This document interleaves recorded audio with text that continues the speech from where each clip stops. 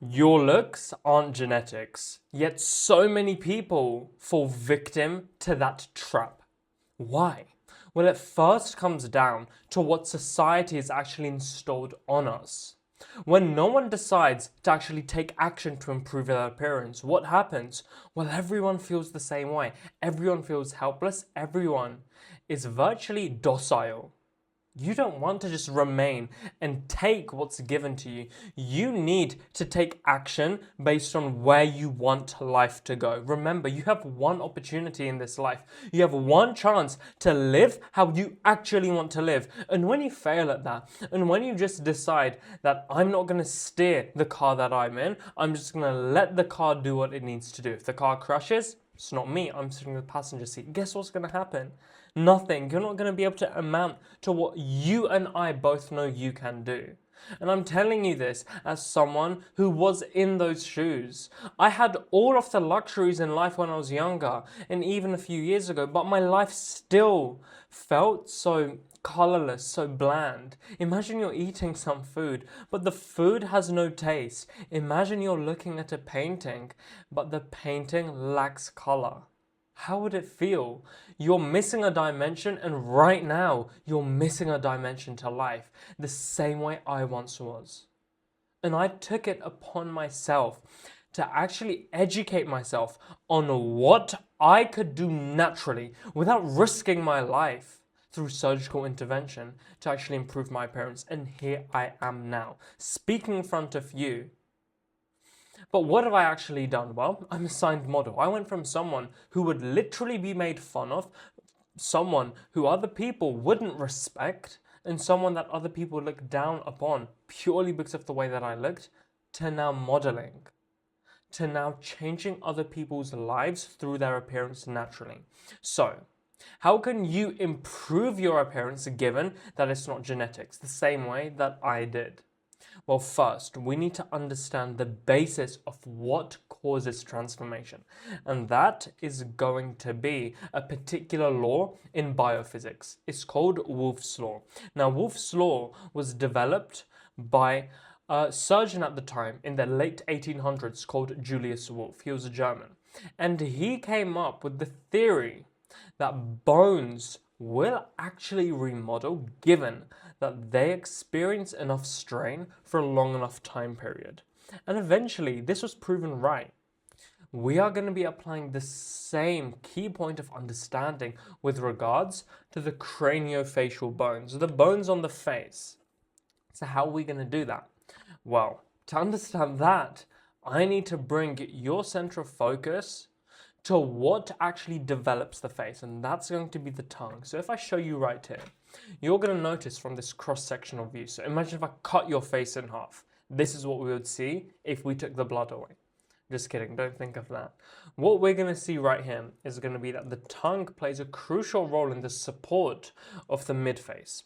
Now, if the midface does not experience the support from here, what happens when the midface collapses? The cheekbones don't become nearly as visible, and as a consequence, your airways begin to collapse. That's why people and human brains who see people who aren't as attractive more often than not treat them worse subconsciously. Now, you and I need to bring that away and actually treat people consciously, treat people regardless of how they look, because that's the correct thing to do. But beyond that, why does the brain do that? Why do humans have this innate understanding to treat worse looking people very slightly worse? And some people treat them even worse. Not just very slightly worse. This is a studied fact, by the way. This isn't something that is anecdotal experience. It's proven. Science has proven that human brains subconsciously have this inherent bias. But why? Well, it comes down to health. Remember, through evolution, through Darwin's theory of evolution, we know that healthier animals are going to survive. Well, the healthier humans who actually gave birth to healthier offspring, they had better airways. Their airways had more space, and the airways are dependent on how much support you can leverage from the tongue. And your looks is dependent on this. This is why looks is so profound. This is why looks fundamentally determines how life goes, because looks is an indicator of health. And when your health is visibly declining, Humans subconsciously have a negative bias towards that. So now that we know that the tongue is what supports the mid-face complex and the overall craniofacial complex, which underpins your looks, we need to leverage it. So how are we going to do that? Well, you and I would have heard of mewing, but unfortunately, mewing simply does not do enough. There's something beyond mewing. Just as if you teach a child that they can stop crawling and walking, there's a big difference between walking when you're a child and Olympic tier sprinting. I'm going to be teaching you the equivalent of sprinting. We're not just going to be crawling and then progressing to walking as with mewing, but rather we are going to be sprinting. So I'm going to teach that to you, and it's called aero. So I spent 2 years of my life actually studying what I'm about to teach you. This is what I spent so many hours, thousands upon thousands of hours of my life actually understanding, researching, and then applying. And it's what paved the way for this level of change. So how do you do it? Well, you need the tongue to sit in this position, but you need to pressurize it at particular pressure points. And the first pressure point is going to be right here. You need to visualize that just behind the tip of the tongue, around this point, you are pressurizing through the tip of the nose. So imagine the force is traveling through the tip of the nose. Now, simultaneously, what I need you to do is, at the midpoint of the tongue, I'm going to need you to pressurize at this sort of angle. So it's a lot more steeper. Now, at this angle, I need you to pressurize and visualize that force traveling through the brow ridge.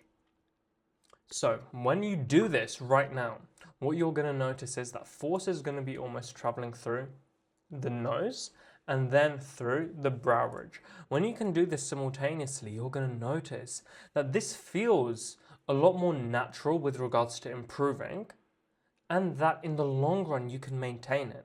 This is something that you would have been missing your entire life because your tongue was quite frankly too weak. If we think about humans historically, humans had much more capable and competent tongues, didn't they?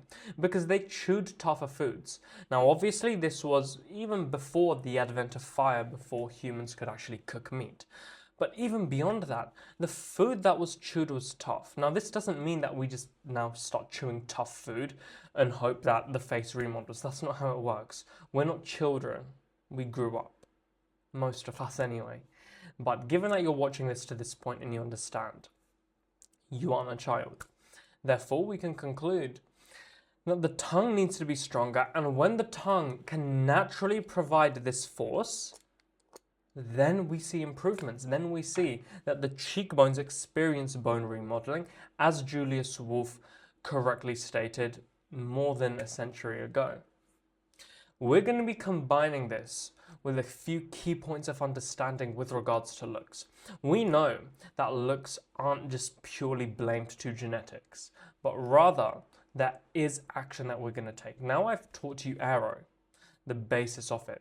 I'm going to outline to you how you can accelerate it. And that comes down to ensuring that you have a good supply of particular nutrients that accelerate bone remodeling. So imagine I taught you how to build a car. Great, now you can build a car, but you don't have petrol. It was a waste of your time, wasn't it? It's the same thing with what I'm doing here. I've taught you the very basics of how to build a combustion engine. But without petrol, there's nothing to combust.